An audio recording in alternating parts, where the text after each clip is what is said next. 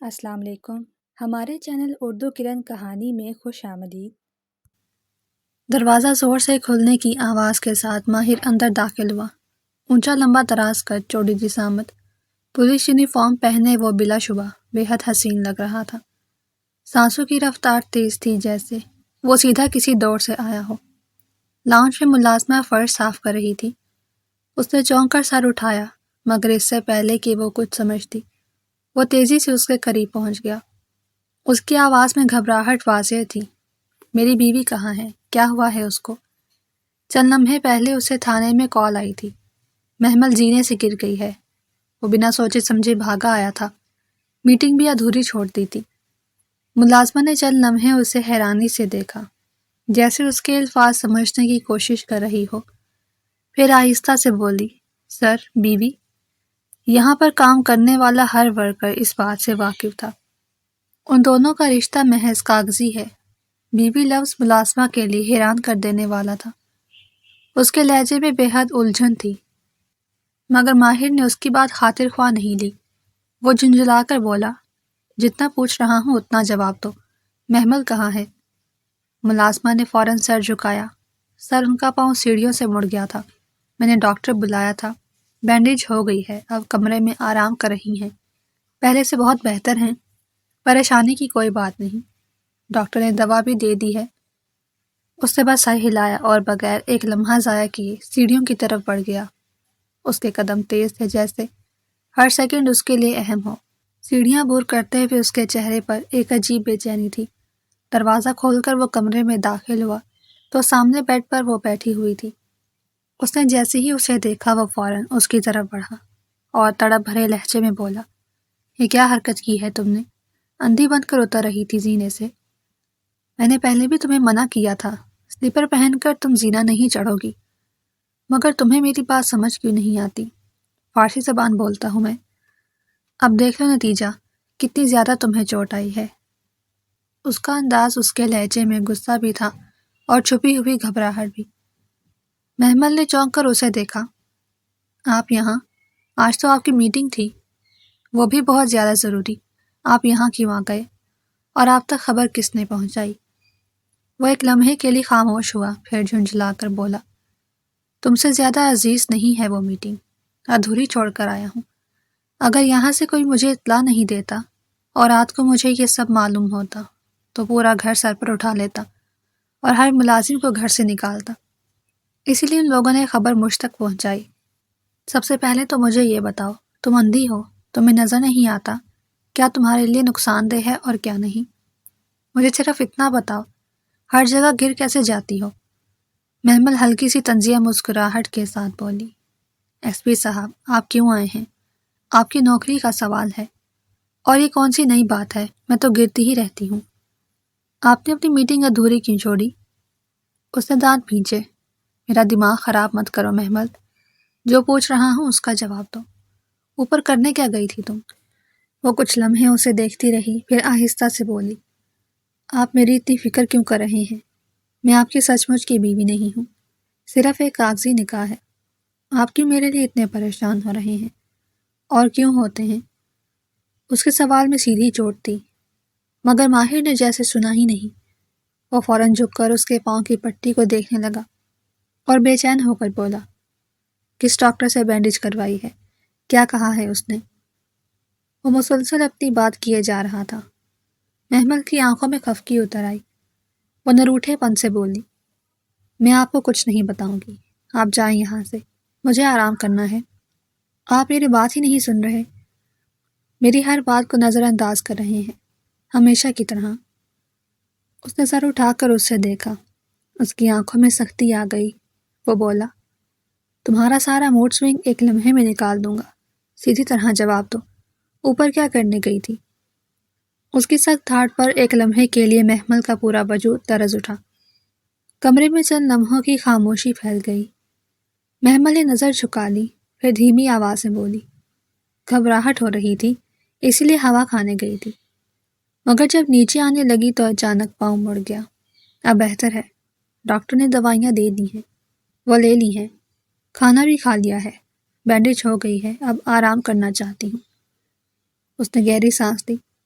جیسے خود کو قابو میں کر رہا ہو، پھر سیدھا ہو کر کھڑا ہوا اور اسے دیکھتے ہوئے سنجیدگی سے لبریز لہجے میں بولا، بستر سے پاؤں نیچے نہیں اتارو گی، اور اگر کچھ بھی چاہیے ہو تو یہ برابر میں انٹرکام لگا ہوا ہے، کال کر دینا، سمجھ آئی؟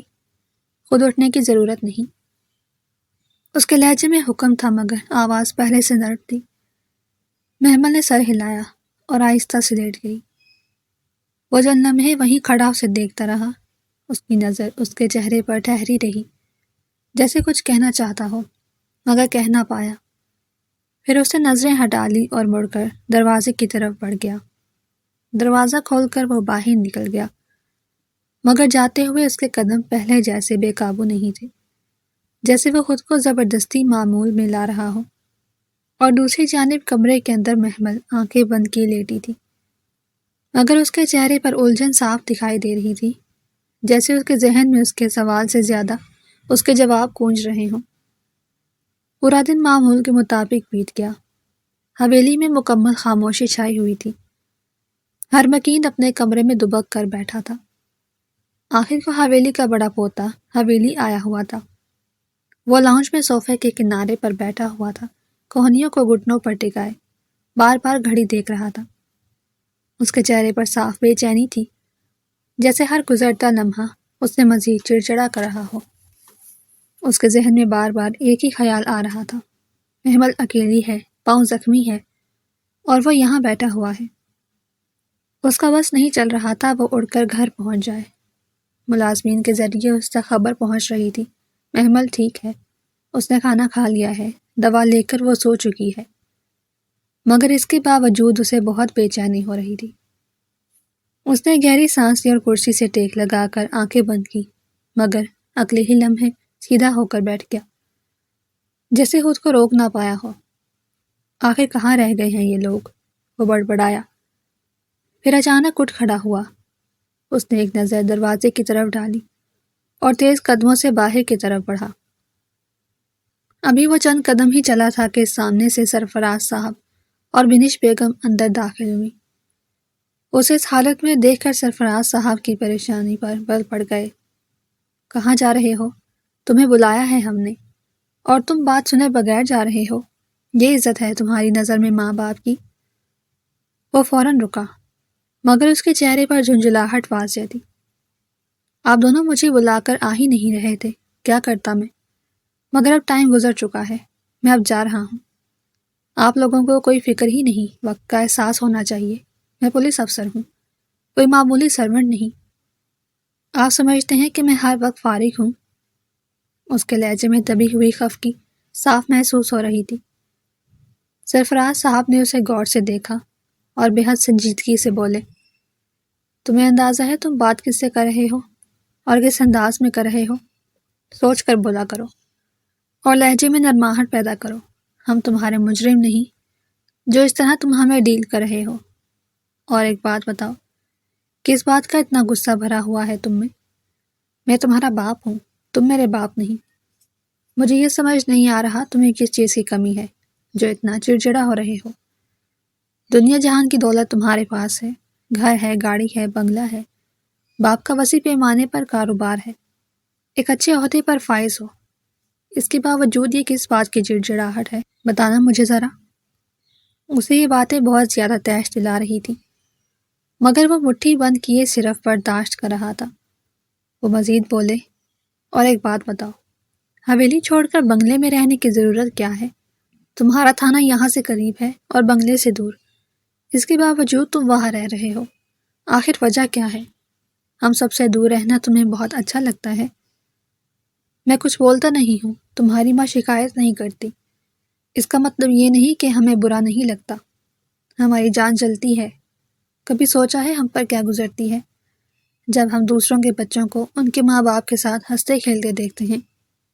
وہ اپنے ماں باپ کے ساتھ بیٹھتے ہیں، اپنا ہر دکھ شیئر کرتے ہیں، اور ایک تم ہو جسے اپنی ڈیوٹی عزیز ہے، اور بنگلے میں رہنا، یہ حویلی بھاڑ میں جائے، یہاں کے مکین تمہارے لیے کوئی اہمیت نہیں رکھتے۔ ہم مر بھی جائیں گے تب بھی تمہیں کوئی فرق نہیں پڑے گا۔ وہ کچھ لمحے خاموش رہا، جیسے الفاظ تلاش کر رہا ہو، پھر ہلکی سی کڑواہٹ کے ساتھ بولا، اگر آپ لوگوں کو میری اتنی فکر ہے تو آپ خود میرے پاس بنگلے میں آ جائیں۔ یہاں پر سوائے شور کے کچھ نہیں، میں صرف ذہنی سکون چاہتا ہوں، اسی لیے وہاں رہ رہا ہوں۔ اس کے علاوہ اور کوئی بات نہیں ہے۔ میں آپ لوگوں سے دور ہوں، مجھے بھی تکلیف ہوتی ہے، لیکن یہاں رہ کر صرف اذیت ملتی ہے۔ ناشتے کی ٹیبل پر بیٹھو، شور شرابہ، رات کو سونے کے لیے لیٹو، تب شور شرابہ۔ میں کیا کچھ برداشت کروں؟ میری ڈیوٹی اتنی ٹف ہے کہ میرے لیے نیند لینا بے حد ضروری ہے۔ اس کی بات سن کر بنش بیگم نے فوراً درمیان میں آتے ہوئے کہا، اچھا بس کریں آپ دونوں، جب بھی آپ نے سامنے آتے ہیں بات کا رخ جھگڑے کی طرف چلا جاتا ہے۔ بیٹھ جاؤ تم، مجھے بات کرنی ہے، بہت ضروری بات کرنی ہے۔ تمہارے مستقبل کے لیے یہ بات بہت اہم ہے۔ میں جانتی ہوں تم مجھے انکار نہیں کرو گے، لیکن تمہارے علم میں ہونا بے حد ضروری ہے۔ وہ ایک لمحے کو رکا، مگر پھر سر ہلا کر بولا، امی بعد میں، ابھی مجھے جانا ہے، مجھے دیر ہو رہی ہے، میں مزید نہیں ٹھہر سکتا۔ آپ کو جو بھی بات کرنی ہے میں کل آ جاؤں گا، ہم بیٹھ کر بات کریں گے۔ سرفراز صاحب نے اس کے الفاظ پر فوراً رد عمل دیا، ایسی کون سی دیری ہو رہی ہے؟ تمہاری ڈیوٹی ختم ہو چکی ہے، اب آرام کرنے کے لیے تم گھر ہی جاؤ گے۔ اس طرح کیوں برتاؤ کر رہے ہو کہ بنگلے پر تمہاری بیوی ہے جو تمہارا انتظار کر رہی ہے؟ یہ جملہ سنتے ہی وہ جیسے ایک لمحے کے لیے ساکت ہو گیا۔ اس کی آنکھوں میں ہلکی سی پریشانی آئی، مگر اس نے فوراً خود کو سنبھالا۔ اس کے چہرے پر ایک سنجیدہ خاموشی آ گئی۔ وہ چند سیکنڈ تک کچھ نہیں بولا، جیسے سوچ رہا ہو کیا جواب دے۔ پھر آہستہ سے بولا، میں آپ سے بعد میں ملوں گا، ابھی فی الحال مجھے جانا ہے۔ نکاح کا علم صرف اس کو اور اس کے بنگلے پر کام کرنے والے ملازمین کو تھا۔ اس کے علاوہ اس بات کا ذکر اس نے کسی کے سامنے نہیں کیا تھا۔ اس نے مزید کوئی وضاحت نہیں دی اور نہ ہی ان کی طرف دیکھا، بس مڑا اور باہر کی طرف بڑھ گیا۔ سرفراز صاحب نے اسے جاتے ہوئے دیکھا، پھر آواز دی، بہتر ہوگا کل آفس میں آ کر ملو، مجھے تم سے بہت ضروری بات کرنی ہے، تمہارے ہی مستقبل کے حوالے سے۔ بعد میں نہیں کہنا کہ ہم نے تم سے اس بات کا ذکر نہیں کیا۔ اس نے دروازے کی طرف بڑھتے ہوئے مختصر سا جواب دیا، ٹھیک دوپہر تک، کل ملتے ہیں، اور بغیر رکے باہر نکل گیا۔ اس کے قدم اس بار تیز تھے، جیسے وہ کسی چیز سے بچ کر نکلنا چاہتا ہو۔ اس کے جانے کے بعد لاؤنج میں ایک لمحے کی خاموشی چھا گئی۔ سرفراز صاحب نے آہستہ سے سر موڑ کر بنش بیگم کو دیکھا۔ ان کے چہرے پر فکر واضح تھی۔ مجھے نہیں لگتا کہ یہ عائشہ کے لیے راضی ہوگا، نہ جانے کیوں ایسا لگتا ہے اس کی زندگی میں کوئی ہے اور یہ ہم سے چھپا رہا ہے۔ ان کی آواز میں شک بھی تھا اور بے یقینی بھی۔ بنش بیگم نے گہری سانس لی اور ہلکی سی مسکراہٹ کے ساتھ بولی، مجھے یقین ہے میرا بیٹا مان جائے گا، آپ اتنی فکر نہیں کریں، وقت آنے پر سب ٹھیک ہو جائے گا۔ مگر ان کی آنکھوں میں بھی ایک ہلکی سی تشویش چھپی ہوئی تھی، جیسے وہ خود بھی مکمل مطمئن نہیں ہو۔ آدھے گھنٹے کی ڈرائیو اس نے 15 منٹ میں ہی طے کی تھی۔ وہ دروازہ کھول کر اندر داخل ہوا، جیکٹ کندھے سے اتارتے ہوئے۔ ابھی اس نے لاؤنج میں قدم رکھا ہی تھا کہ کچن کی طرف سے برتنوں کی ہلکی سی آواز آئی۔ وہ فوراً رک گیا، اس کی پیشانی پر شکن آئی تھی۔ اس وقت کون ہے؟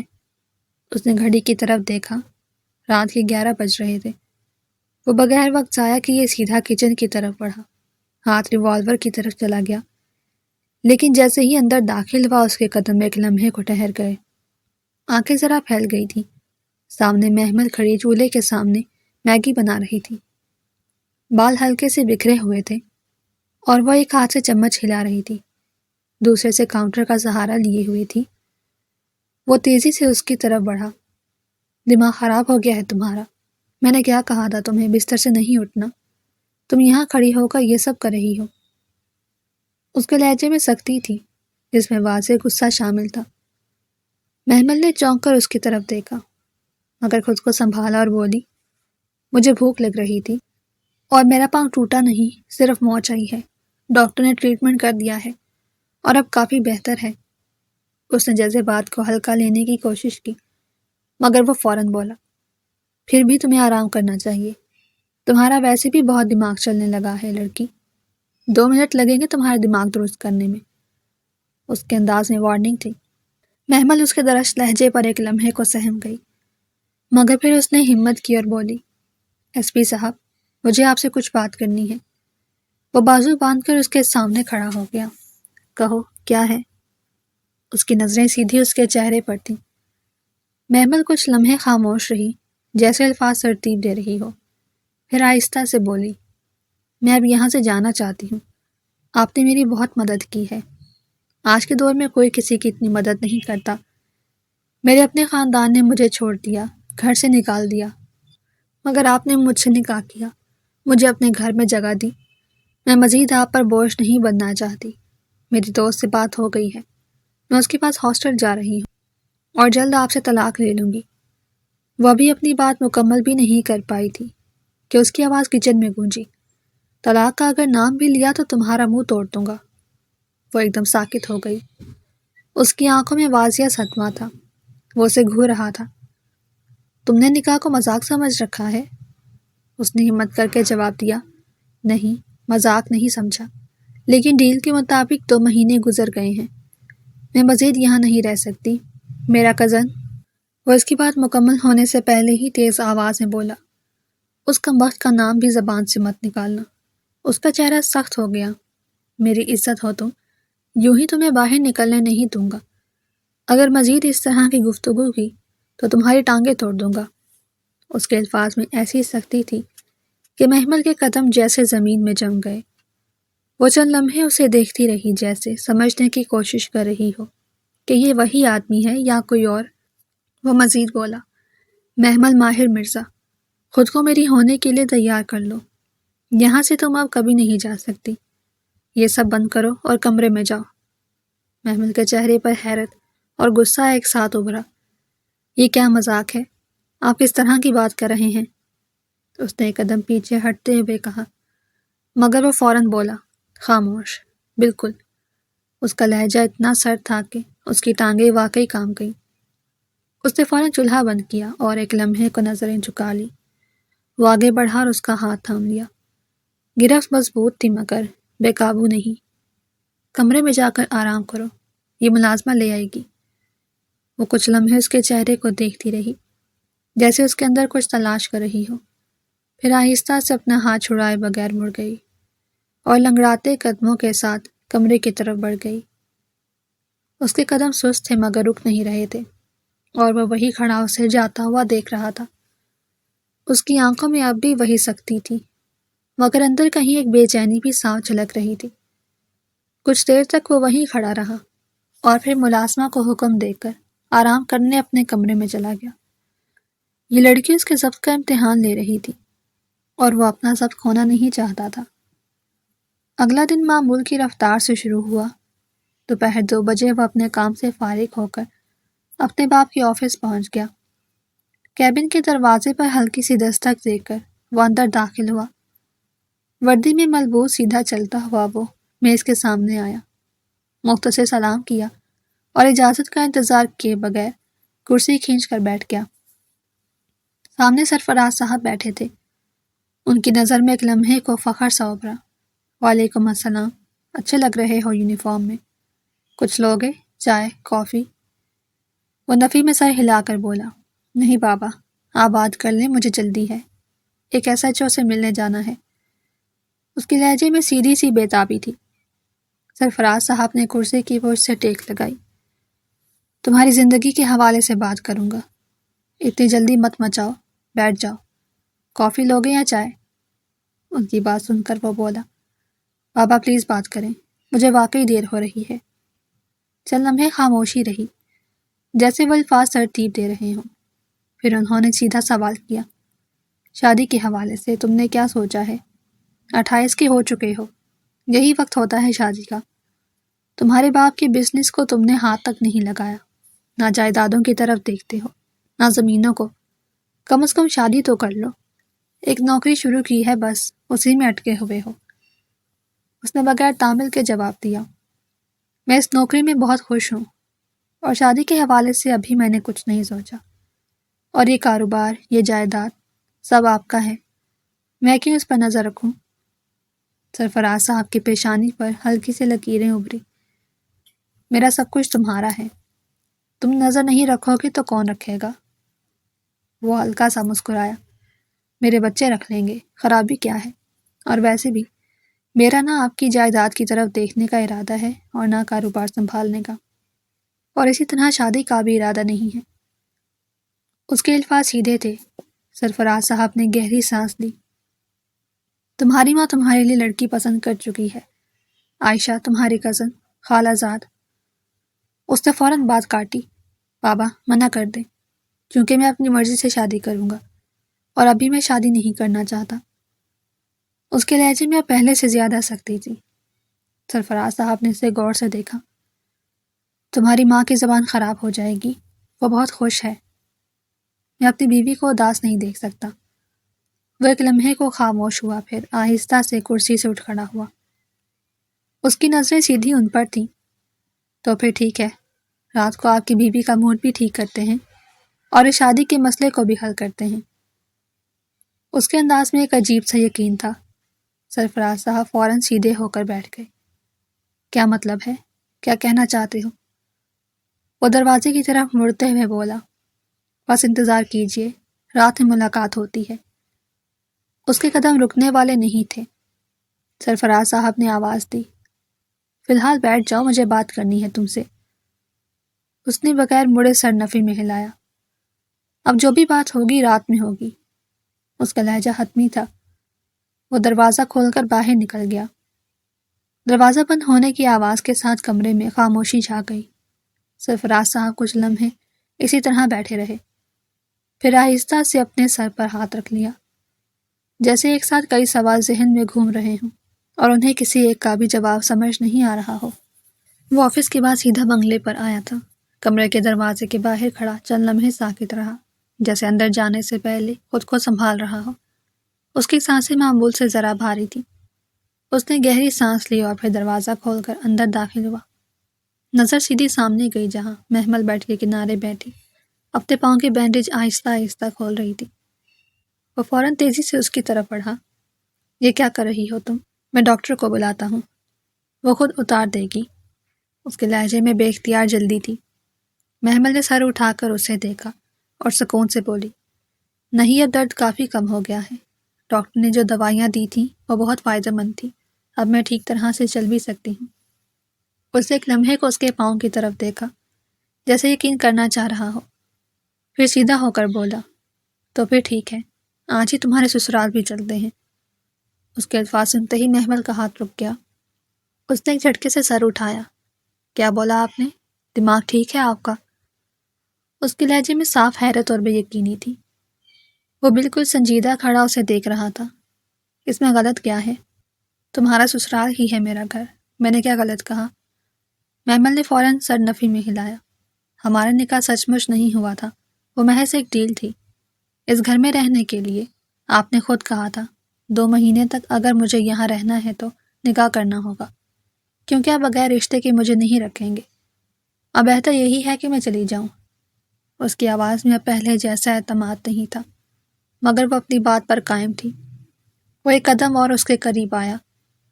تم نہیں جا سکتی، یہ میرا فیصلہ ہے۔ میری عزت ہو تم، بیوی ہو میری۔ اس کے لہجے میں سختی پڑ گئی۔ محمل نے فوراً جواب دیا، جب میں آپ کو اپنا شوہر مانتی ہی نہیں اور ہم نے کبھی اس رشتے کو اس نظر سے دیکھا ہی نہیں، تو میں آپ کی بیوی کیسے ہو گئی؟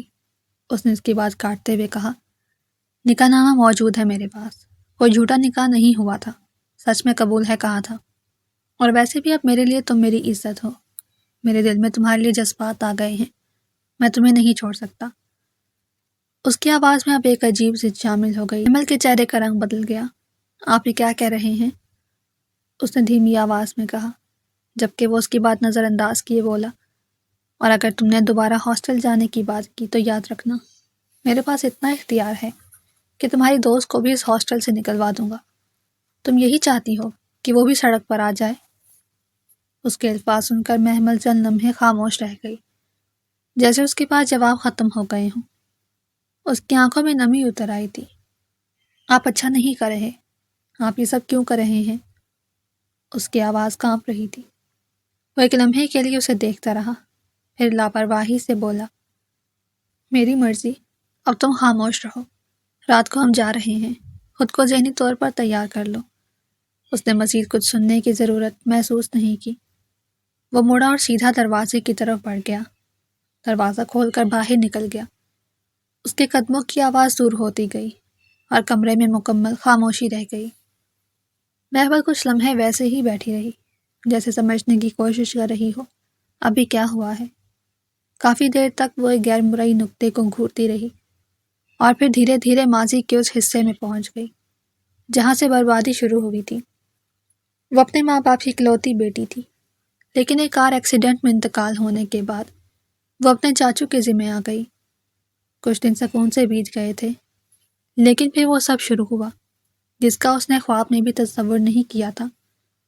چاچو کا بد کردار بیٹا ذیشان اس کی عزت کے پیچھے ہاتھ دھو کر پڑ گیا تھا، اور پھر وہ وقت آیا جب گھر والوں نے فیصلہ کیا کہ ان کی شادی کروائی جائے۔ تب اس نے کچھ نہیں دیکھا تھا، بس گھر چھوڑ کر بھاگ گئی، اس حال میں کہ اس کے پاس دوپٹہ بھی نہیں تھا۔ تب اس کا ٹکراؤ ایس پی ماہر مرزا سے ہوا۔ اس وقت اسے ایک سہارے کی ضرورت تھی۔ تب ماہر نے اسے نکاح کی پیشکش کی کہ اگر میرے گھر میں رہنا چاہتی ہو تو ایک رشتے میں بننا ہوگا، اور تمہارے پاس 2 مہینے ہیں، تب تک تم اپنے رہنے کی جگہ تلاش کر لو۔ وقت گزرا تھا، 2 مہینے بیت گئے۔ اس درمیان اس نے اپنی ایک دوست سے بات کی جو ہاسٹل میں رہتی تھی، مگر اب اچانک ماہر منع کر رہا تھا، اسے بیوی بول رہا تھا۔ یہ وہی شخص تھا جو اسے قبول کرنے کو تیار نہ تھا، کانٹریکٹ بنانے کی بات کرتا تھا۔ اس کی سمجھ میں کچھ نہیں آ رہا تھا آگے کیا ہوگا۔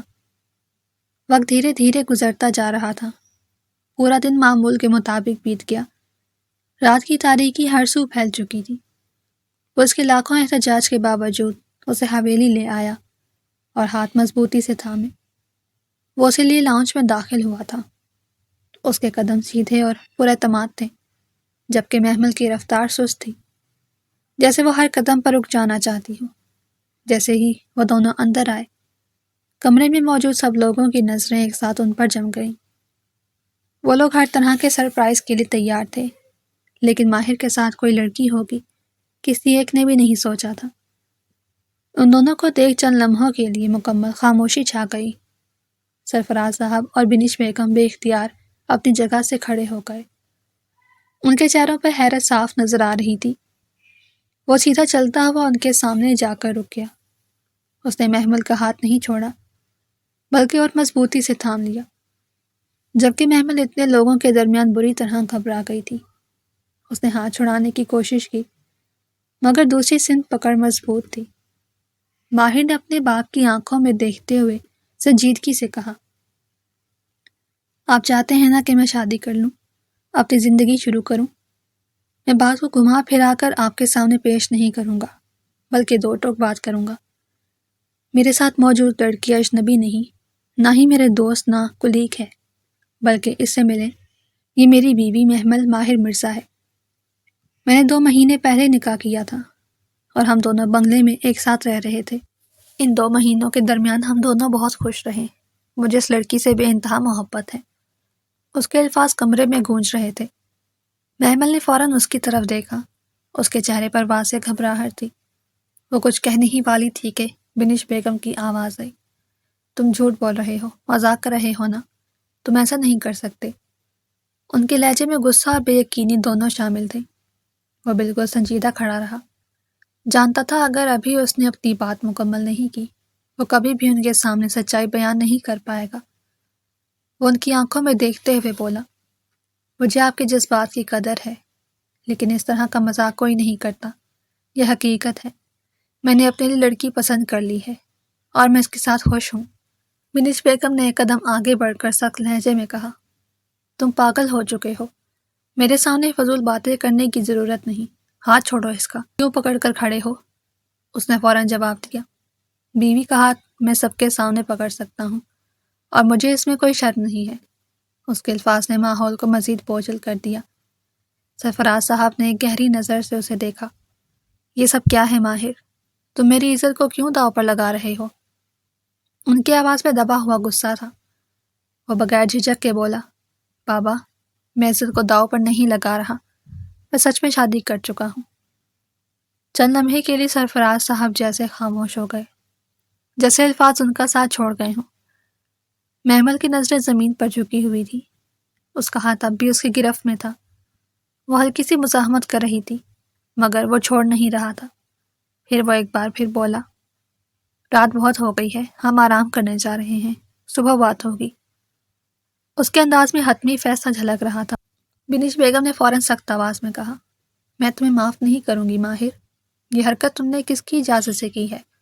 میں نے تمہارے لیے عائشہ کو منتخب کیا تھا۔ وہ ذرا سا مڑا اور انہیں دیکھتے ہوئے بولا، شادی مجھے کرنی ہے، امی آپ کو نہیں، تو فیصلہ بھی میرا ہوگا کہ میرا ہم سفر کون ہے۔ اس کے لہجے میں واضح سختی کے ساتھ ایک ضد بھی شامل تھی۔ میں اسے محبت کرتا ہوں اور یہ میرے لیے بہت اہم ہے، اس کے آگے اب کچھ نہیں سننا۔ بہتر ہوگا آپ بھی ایسی باتیں کرنے سے گریز کریں۔ میری بیوی کو میرے ساتھ کسی لڑکی کا جوڑنا پسند نہیں، میں نہیں چاہتا کہ اس کی پسند کے خلاف کوئی بات کی جائے، اور ایک شوہر پر لازم ہوتا ہے کہ وہ اپنی عورت کی پسند اور ناپسند کا خیال رکھے۔ اس کے الفاظ سن کر محمل نے چونک کر اس کی طرف دیکھا، جیسے وہ خود بھی سننے کی توقع نہیں کر رہی تھی۔ کمرے میں موجود باقی لوگ ایک دوسرے کو دیکھ رہے تھے، جیسے کسی کو سمجھ نہ رہا ہو کہ کیا رد عمل دیا جائے۔ وہ سب سے لاپرواہ محمل کا ہاتھ تھامے مڑا اور سیدھا سیڑھیوں کی طرف بڑھ گیا۔ اس کے قدم مضبوط تھے، جیسے وہ اپنے فیصلے پر پوری طرح قائم ہو۔ پیچھے لاؤنج میں سب لوگ اسی جگہ کھڑے رہ گئے، کسی کے پاس فوری طور پر کچھ کہنے کو نہیں تھا، اور فضا میں صرف اسی اعلان کی گونج باقی رہ گئی تھی۔ وہ چاہتا تو واپس بنگلے میں جا سکتا تھا، لیکن آج وہ سب کو اس بات کا احساس دلانا چاہتا کہ اس کے ساتھ موجود لڑکی اس کے لیے کتنی اہم ہے۔ وہ کمرے میں داخل ہوا تو اس کے پیچھے آتے ہی محمل نے ایک جھٹکے سے اپنا ہاتھ اس کی گرفت سے چھڑا لیا اور چند قدم دور ہٹ گئی۔ اس کے چہرے پر واضح غصہ اور بے چینی تھی۔ وہ اسے دیکھتے ہوئے غصے سے بولی، یہ کیا بدتمیزی ہے؟ کیا تماشا لگایا ہے آپ نے نیچے سب کے سامنے؟ کیوں بولا کہ میں آپ کی بیوی ہوں، جب ہم دونوں ایک دوسرے کو میاں بیوی مانتے ہی نہیں؟ تو آپ میرا تعارف اس طرح کیوں کروا رہے ہیں؟ آپ کو معلوم ہے ایک عورت کے لیے بیوی ہونے کا تعارف کتنا اہم ہوتا ہے، کتنا عزت دار ہوتا ہے؟ آپ اس تعارف کو مٹی کر رہے ہیں۔ اس کی آواز میں دبی ہوئی کپ کپاہٹ تھی، مگر الفاظ سیدھے تھے۔ وہ دروازہ بند کر کے آہستہ سے اس کی طرف مڑا۔ اس کا چہرہ غیر معمولی سنجیدہ تھا۔ کس نے کہہ دیا کہ میں تمہیں اپنی بیوی نہیں مانتا؟ تم میری بیوی ہو اور میرے لیے بہت اہم ہو، اسی لیے سب کے درمیان میں نے تمہارا تعارف آج ماہر مرزا کی بیوی کے طور پر کروایا ہے۔ وہ ایک قدم اس کے قریب آیا۔ بس اب بہت ہو چکا، شادی کو 2 مہینے ہو گئے ہیں، ہم دونوں نے ایک دوسرے کو بالکل وقت نہیں دیا۔ میں چاہتا ہوں آج سے ہم اپنی زندگی کی شروعات کریں، اور جتنا ایک دوسرے کو جاننا اور سمجھنا تھا اس کے لیے 2 مہینے کافی ہیں۔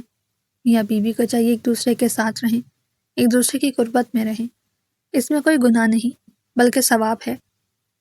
محمل نے فوراً سر نفی میں ہلایا، جیسے اس کی بات کو رد کر رہی ہو۔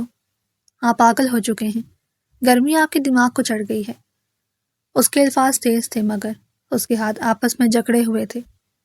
وہ ایک لمحے کے لیے رکا، پھر اس کے ہونٹوں پر ہلکی سی تلخی بھری مسکراہٹ آئی۔ گرمی نہیں، محبت میرے دماغ پر چڑھ گئی ہے۔ اس نے سیدھا اس کی آنکھوں میں دیکھتے ہوئے کہا، میں تم سے محبت کرنے لگا ہوں، اور سچ بتاؤں تمہارے بغیر رہنے کا تصور بھی نہیں کر سکتا۔ مجھے گھما پھرا کر بات کرنا آتی نہیں، میں ہمیشہ توڑ ٹوک بات کرتا ہوں تاکہ انسان کا دماغ بن جائے۔ تم میرے لیے بہت اہمیت کی حامل ہو۔ وہ آج بنا کسی لحاظ کے اپنے دل کی بات اس کے سامنے بیان کر رہا تھا، صرف اس لیے کہ آج وہ ہر حد پار کر دینا چاہتا تھا۔ محمل کی سانس ایک لمحے کو رک گئی، جیسے اس نے جملہ سننے کی توقع نہیں کی ہو۔ وہ اپنا آپ اس کے سامنے ہمیشہ حقیر سمجھتی تھی۔ وہ محلوں کا راجا تھا اور وہ ایک جھونپڑی والی۔ وہ کیسے اتنے بڑے خواب دیکھ سکتی تھی؟ وہ ساکت کھڑی رہی تو وہ مزید بولا، یہ محبت کب اور کیسے ہوئی میں خود نہیں جانتا۔ میں نے نکاح تمہیں پناہ دینے کے لیے کیا تھا، لیکن وہ پناہ گھر میں نہیں دل میں دے دی۔ مجھے نہیں پتا یہ کب ہوا، لیکن اب میں اس سے نکل نہیں سکتا۔ اس کے لہجے میں پہلی بار وہ سختی نہیں تھی جو پہلے تھی، بلکہ ایک عجیب سی سچائی تھی۔ محمل نے نظریں جھکا لی، اس کے چہرے پر الجھن صاف تھی۔ یہ ٹھیک نہیں ہے ایس پی صاحب، میں اس قابل نہیں ہوں کہ آپ مجھ سے محبت کریں، میرے آگے پیچھے کوئی نہیں ہے۔ اس کی آواز دھیمی ہو گئی، جیسے وہ خود کو کمتر ثابت کرنے کی کوشش کر رہی ہو۔ وہ فوراً بولا، محبت اپنے محبوب سے کی جاتی ہے، اس کے خاندان سے نہیں۔ اس نے آہستہ مگر مضبوط لہجے میں کہا، میں تمہیں بہت چاہتا ہوں اور اب اس رشتے کو ایک موقع دینا چاہتا ہوں۔ وہ آہستہ آہستہ اس کی طرف بڑھا۔ اس کے قدم نپے تلے تھے، جیسے وہ اسے ڈرانا نہیں چاہتا مگر رکنا بھی نہیں چاہتا ہو۔ محمل نے ایک قدم پیچھے ہٹنا چاہا مگر دیوار اس کے پیچھے آ گئی۔ اس کی انگلیاں بے اختیار آپس میں الجھ گئیں۔ وہ کچھ کہنا چاہتی تھی مگر الفاظ اس کے گلے میں اٹک گئے۔ اس کی نظریں بار بار اس کے چہرے پر جا کر رک رہی تھی، جیسے وہ یقین نہیں کر پا رہی ہو کہ وہ جو سن رہی ہے وہ حقیقت ہے یا کوئی دباؤ۔ وہ اس کے قریب آ کر رک گیا۔ اس کے اور اس کے درمیان اب بہت کم فاصلہ رہ گیا تھا۔ اس نے آہستہ سے کہا، ڈرنے کی ضرورت نہیں، میں تمہیں کسی چیز پر مجبور نہیں کر رہا، صرف اتنا چاہتا ہوں کہ تم اس رشتے کو مان لو اور آج ہم ایک دوسرے کو ایک موقع دیں، اس رشتے کو شروع کرنے کے لیے ہمت کریں۔ میں اس رشتے کو اب مزید خراب نہیں کرنا چاہتا۔ تم میری بیوی ہو، میری عزت ہو، میری خواب میں ہو، اور آج میں تمہیں بیوی کی حیثیت دینا چاہتا ہوں۔ مجھے میرا حق چاہیے بطور شوہر۔ آج میں تم سے اپنا حق مانگ رہا ہوں۔ اس کے لہجے میں گرمی آ گئی مگر اس کے الفاظ اب بھی مضبوط تھے۔ محمل نے آہستہ سے آنکھیں بند کی، جیسے خود کو سنبھال رہی ہو۔ اس کے دل کی دھڑکن تیز ہو چکی تھی۔ وہ اب بھی کچھ نہیں بول پا رہی تھی اور وہ خاموشی سے اسے دیکھ رہا تھا، جیسے اس کے جواب کا انتظار کر رہا ہو۔ مگر کمرے میں اس وقت صرف اسی خاموشی کا وزن باقی رہ گیا تھا جس میں دونوں اپنی اپنی الجھنوں میں کھڑے تھے۔ کچھ دیر تک وہ اس کے جواب کا منتظر رہا مگر جب وہ کچھ نہیں بولی تو وہ بے اختیار آگے بڑھا اور اس کی سانسوں کو اپنی گرفت میں لے لیا۔ وہ ایک دم پھڑپھڑائی تھی، خود کو چھڑانے کی کوشش کی، لیکن اس کی بڑھتی ہوئی گستاخیوں کے آگے وہ بالکل بے بس ہو گئی اور اپنا آپ اس کے سامنے ڈھیلا چھوڑ چکی تھی۔ وہ آہستہ آہستہ اس کے وجود میں گم ہوتا جا رہا تھا۔ دونوں کے درمیان پردے کی دیواریں گرتی جا رہی تھیں۔ اس کے لاکھ احتجاج کے باوجود وہ اسے حاصل کر چکا تھا۔ رات قطرہ قطرہ کر کے پگھل گئی تھی۔ اگلی صبح کا سورج پوری آب و تاب سے روشن ہوا۔ وہ سویرے ہی جاگ گئی تھی۔ اسے سمجھ نہیں آ رہا تھا رات کو ہوا کیا ہے۔ تھوڑی دیر بعد ماہر بھی اٹھ گیا اور فوراً کمرے میں ناشتہ لانے کا حکم صادر کیا۔ وہ فی الحال لوگوں کے سامنے اس کو نہیں لانا چاہتا تھا۔ اس کی پہلی صبح تھی جو اسے خاص بنانی تھی۔ تقریباً دوپہر 2 بجے وہ اسے لیے باہر کی طرف بڑھا۔ وہ لاؤنج کے صوفے پر اس کے ساتھ بیٹھی تھی، ہاتھ آپس میں جکڑے ہوئے تھے، چہرے پر صاف پریشانی تھی۔ وہ بار بار نظریں جھکا رہی تھی، لیکن اب جیسے جیسے وقت گزر رہا تھا اسے گھبراہٹ ہونے لگی تھی۔ وہ ہمت کر کے اس کی طرف دیکھتے ہوئے بولی، آپ کے گھر والے اس رشتے سے راضی نہیں ہیں تو آپ زبردستی کیوں کر رہے ہیں؟ ہم بنگلے پر ہی رہ لیتے ہیں۔ شادی کی شروعات تو آپ کر ہی چکے ہیں، وہ بھی اجازت کے بغیر۔ لہجے میں ہلکا شکوہ موجود تھا۔ وہ مزید بولی، کم از کم میری عزت کا ہی خیال کر لیں۔ اس کی آواز دھیمی تھی مگر ہر لفظ میں بے چینی صاف محسوس ہو رہی تھی۔ وہ اس کی طرف دیکھے بغیر بولا، تم خاموش رہو، بہت چھوٹی ہو تم ان سب چیزوں کے لیے۔ جو میں کر رہا ہوں مجھے کرنے دو۔ اس کے لہجے میں وہی حتمی پن تھا، جیسے وہ کسی بھی بحث کو ختم کرنا چاہتا ہو۔ وہ مزید کچھ کہہ نہیں پالا تھا کہ اسی لمحے بنش بیگم تیز قدموں سے اندر داخل ہوئی۔ ان کی آنکھیں سرخ تھیں اور چہرہ غصے سے تپا ہوا۔ محمل فوراً گھبرا کر کھڑی ہوئی۔ السلام علیکم، اس نے دھیمی آواز میں کہا، مگر جواب دینے کی بجائے وہ تیز آواز میں بولی، تم نے میرے ساتھ اتنا بڑا ظلم کیوں کیا؟ ان کی آواز چیخ میں بدل گئی۔ میں تمہاری ماں ہوں، میں تم پر مکمل حق رکھتی ہوں۔ تم ایسے کیسے کسی بھی لڑکی سے شادی کر سکتے ہو؟ رات مجھے تم نے بولنے کا موقع نہیں دیا۔ میں اس لڑکی کے ساتھ تمہیں مزید برداشت نہیں کر سکتی۔ 2 مہینے سے یہ لڑکی تمہارے ساتھ رہ رہی ہے اور تم مجھے آج بتا رہے ہو۔ ان کے الفاظ ایک کے بعد ایک نکل رہے تھے۔ میری کوئی 6-7 بیٹے نہیں ہیں، میرا صرف ایک ہی بیٹا ہے اور اس پر میرا حق ہے۔ میرے کتنے ارمان تھے ماہر۔ ماہر نے گہری سانس لی، جیسے خود کو قابو میں رکھ رہا ہو، پھر آہستہ سے بولا، آپ کے جو بھی ارمان ہیں مجھ پر نکالیں، میں آپ کے ہر ارمان پورے کروں گا۔ آپ مایوس کیوں ہوتی ہیں؟ اس کے لہجے میں نرمی تھی مگر فیصلہ اب بھی وہی تھا۔ بنش بیگم نے فوراً سختی سے کہا، مجھے یہ لڑکی نہیں چاہیے بہو کی صورت میں اپنی پسند سے تمہارے لیے لڑکی لاؤں گی۔ محمل نے بے اختیار ایک قدم پیچھے ہٹایا، جیسے وہ خود کو اس بحث سے الگ کرنا چاہتی ہو، مگر ماہر فوراً بولا، یہ ممکن نہیں، یہ لڑکی میری زندگی ہے، میں اسے بہت محبت کرتا ہوں۔ امی اگر آپ کو اتنا ہی اعتراض ہے تو میں اسے لے کر یہاں سے چلا جاتا ہوں۔ اس کے الفاظ نے جیسے ماحول کو اور بھاری کر دیا۔ بنش بیگم نے ایک دم چیخ کر کہا، تو چلے جاؤ اس گھر سے، اس گھر میں تمہاری کوئی جگہ نہیں۔ جب تم اسے چھوڑ دو تو میرے پاس آ جانا، اس کے ساتھ آنے کی ضرورت نہیں۔ ان کے لہجے میں صاف انکار تھا۔ محمل نے فوراً ماہر کی طرف دیکھا کہ آنکھوں میں گھبراہٹ بڑھ گئی، جیسے وہ یہ سب نہیں چاہتی تھی۔ ماہر کے چہرے پر ایک لمحے کو سختی اور دکھ دونوں ساتھ آئے، پھر وہ سیدھا ہو کر بولا، تو پھر آپ بھول جائیں مجھے، کیونکہ میں اس سے اتنی محبت کرتا ہوں کہ میں اسے نہیں چھوڑ سکتا۔ خدا حافظ۔ اس کی آواز اب بالکل ٹھنڈی تھی، مگر ہر لفظ میں فیصلہ واضح تھا۔ اس نے بغیر مزید کچھ کہے محمل کا ہاتھ تھام لیا۔ اس کی گرفت مضبوط تھی، جیسے وہ اسے اس ماحول سے نکال کر لے جانا چاہتا ہو۔ محمل نے ایک لمحے کو پیچھے مڑ کر دیکھا۔ اس کی آنکھوں میں نمی تھی، مگر وہ کچھ نہیں بولی۔ وہ اس کے ساتھ چلتی چلی گئی۔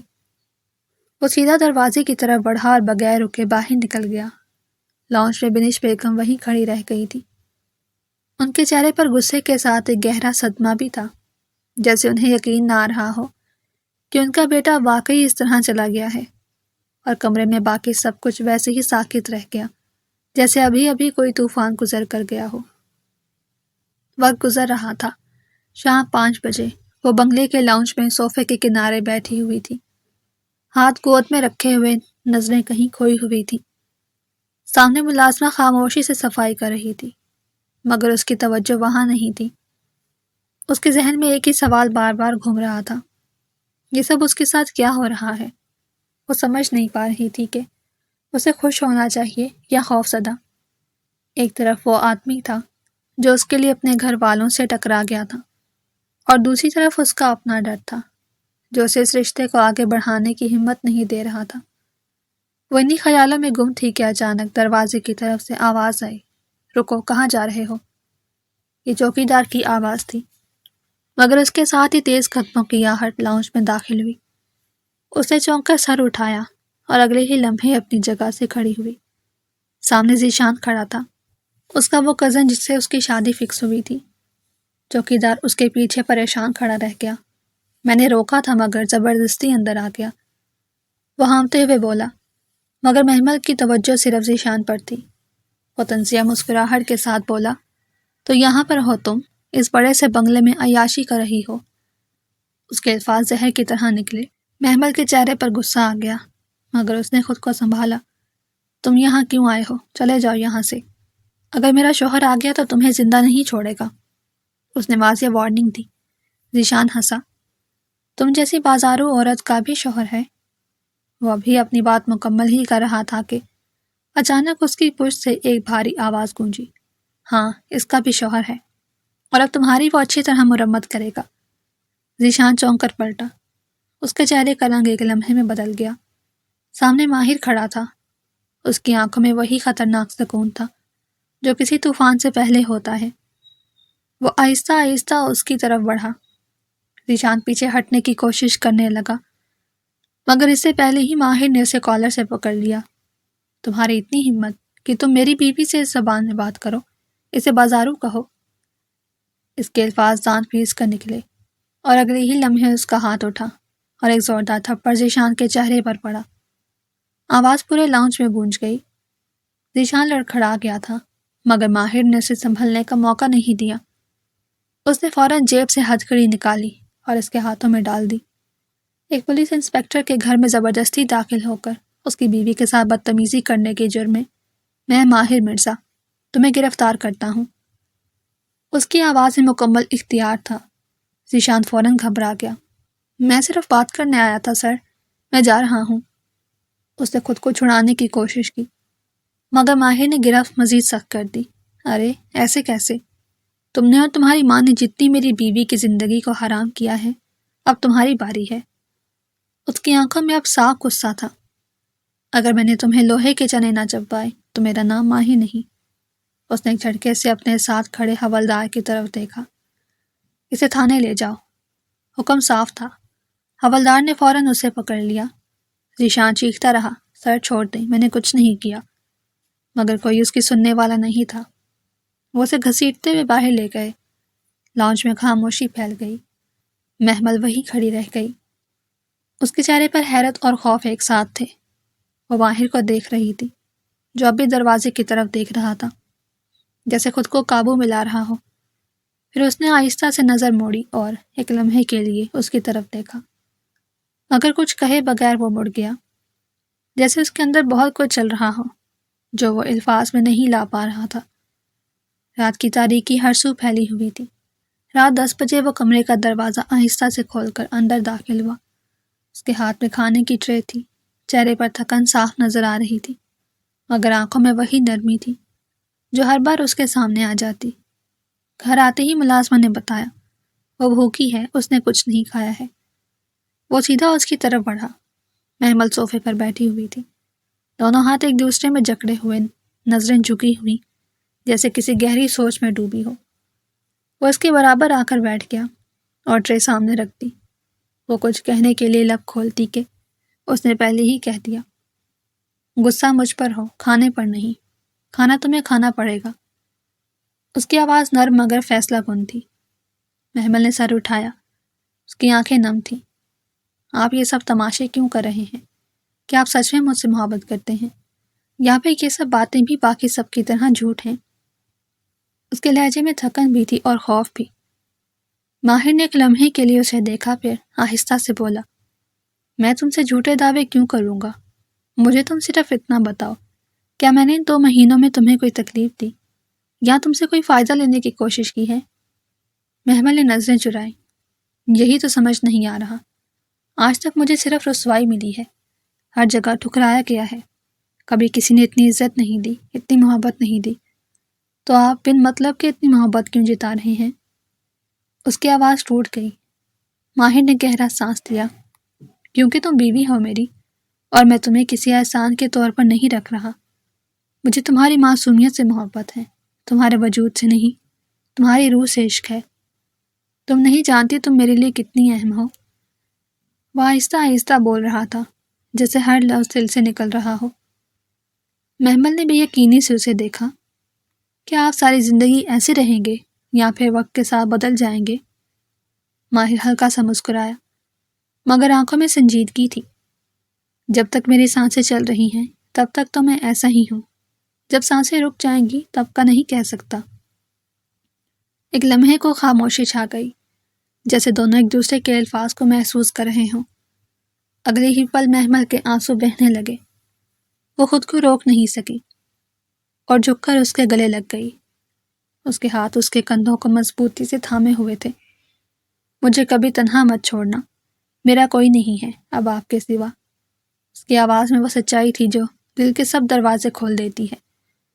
ماہر نے اس کے سر پر ہاتھ رکھا اور اسے اپنے قریب کیا۔ تم بھی مجھے کبھی مت تنہا چھوڑنا، کیونکہ میرا بھی اب تمہارے سوا کوئی نہیں ہے۔ اس کے لہجے میں وہی خالی پن تھا جو صرف اپنا کھونے والے سمجھتے ہیں۔ محمل نے آنکھیں بند کر لی، جیسے اس نے پہلی بار خود کو محفوظ محسوس کیا ہو۔ ماہر نے آہستہ سے اسے الگ کیا اور پلیٹ اٹھا کر اس کے سامنے کی۔ اب ضد نہیں کرو گی؟ وہ ہلکا سا مسکرایا۔ محمل نے آنسو پہنچے اور خاموشی سے سر ہلا دیا۔ اس نے ایک لقمہ توڑ کر اس کی طرف بڑھایا۔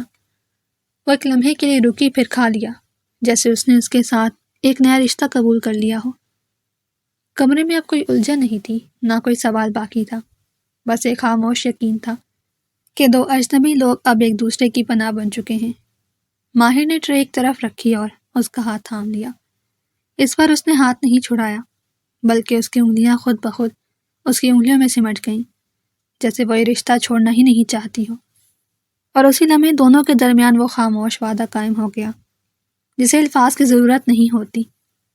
ایک ایسا وعدہ جس میں نہ کوئی شرط تھی، نہ کوئی خوف، صرف ساتھ نبھانے کی نیت تھی، اور اسی کے ساتھ ان کی کہانی ایک نئے آغاز کے ساتھ اپنے مکمل انجام تک پہنچ گئی، جہاں محبت پہلی بار سچی لگی اور ساتھ ہمیشہ کے لیے طے ہو گیا۔